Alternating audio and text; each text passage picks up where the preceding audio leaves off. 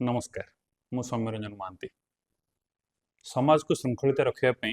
सबु समय समाज रे गोटे विधि व्यवस्था थाए से राजतंत्र समय भी किसी विधि व्यवस्था थिला आजिर गणतंत्र रे भी किसी कानून व्यवस्था अच्छी जदि कौन से अपराध घटे बा समस्या आसे प्रथमे आम साधारणतः पुलिस को जनाऊ जदि गुरुतर थाए आम एफआईआर लिखु तापर पुलिस से घटनार तदंत करे यदि आवश्यक मन हुए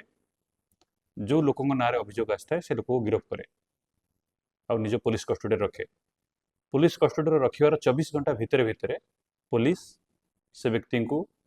विचारपति सामने बा मजिस्ट्रेट सामने पेश करे यदि तार बेल मिले तेरे शर्तमूलक जमीन मिले जदि मजिस्ट्रेट बेल न दियंती तेरे पुलिस कस्टडी से लोक को जुडिशियल कस्टडी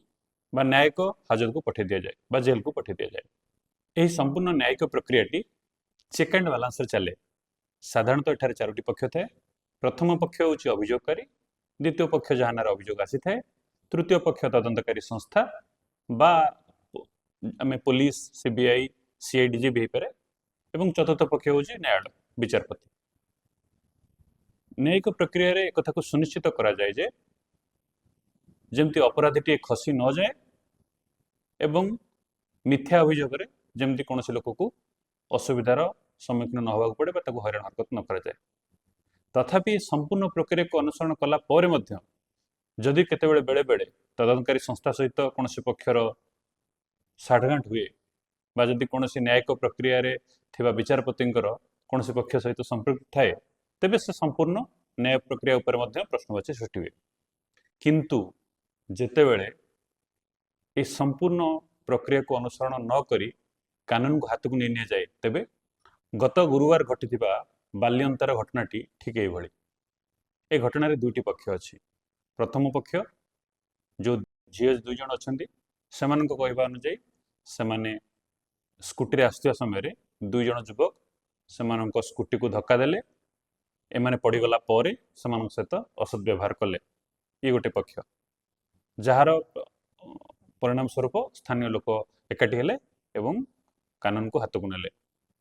द्वितीय पक्ष हूँ से दुई जन युवक जो जन युवक नहांती सौम्यरंजन स्वाई से मृत जार मृत्यु हो सारी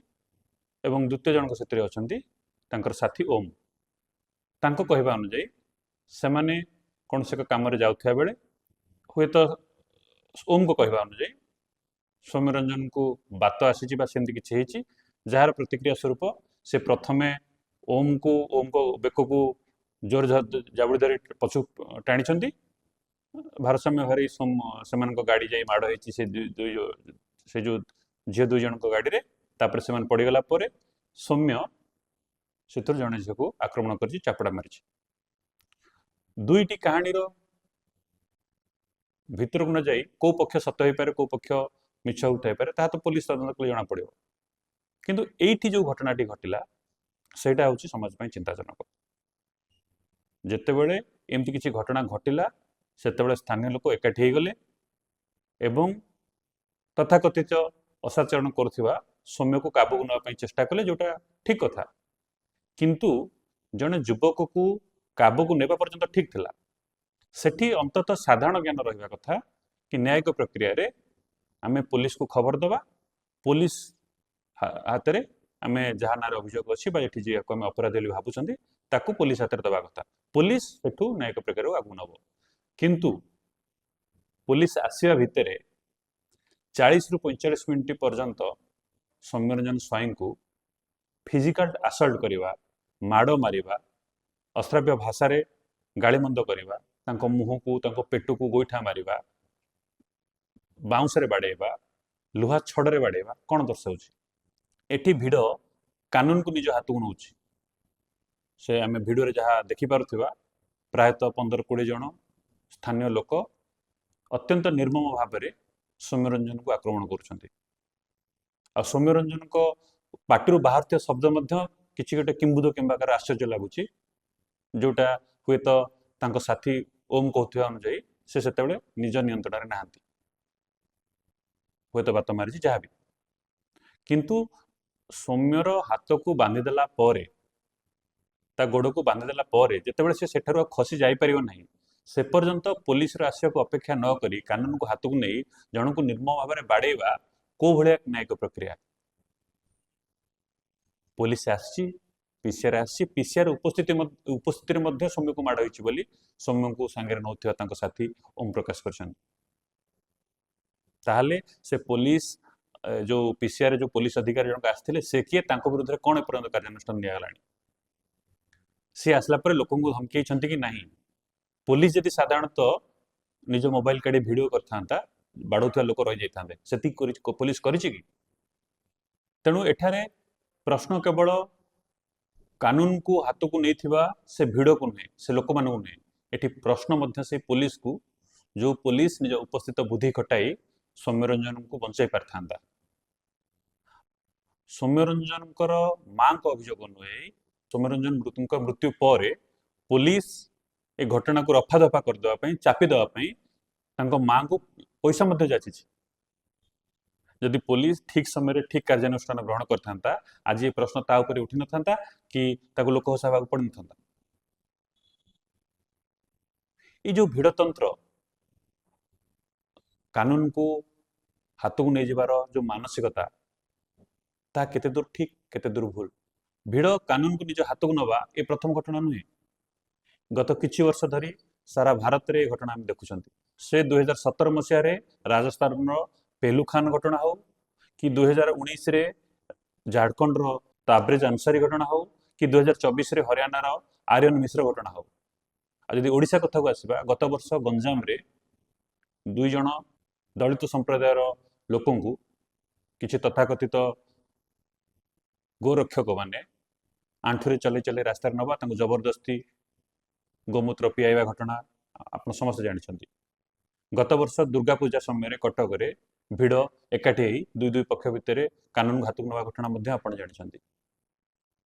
यही वर्ष जनवरी मसरे बालेश्वर रे शेख मोहम्मद नामक गोटे लोक उपरे गोष्ठीबद्ध आक्रमण कथा आप जानते अभियोग था से कुआडे गोचालाण करुला गाई बलद किणा बिका ओडिशा रे एक विधि व्यवस्था कानून प्रणोदित कथा किसी गाई बिकिपारे गाई बलद बिकिपारे किसी गाई बलद किनीपारे जो मैंने किनी से तो गोटे स्थान रास्ता ने केते गाई गाई ना केते धर्म ना केते जाति ना भिड़ जिते हिंस्र हो जाऊँगी कानून को निज हाथ को नौ से जहाँ घटना घटुची से उभय पक्ष जहाँ सहित घटना घटुची जो मैंने घटाऊँ समस्त असुविधा पड़ुं तथापि भी जनमानस रे ए भिड़ भितर ये हिंस्रता आसूची कौटू भिड़ जिते कानून को निज हाथ को निए से घटना लाभ कहार हुए क्षति कहार हुए लाभ तो कहार हुए ना हाँ जदि कौन सी गोष्ठी निजर राजनैतिक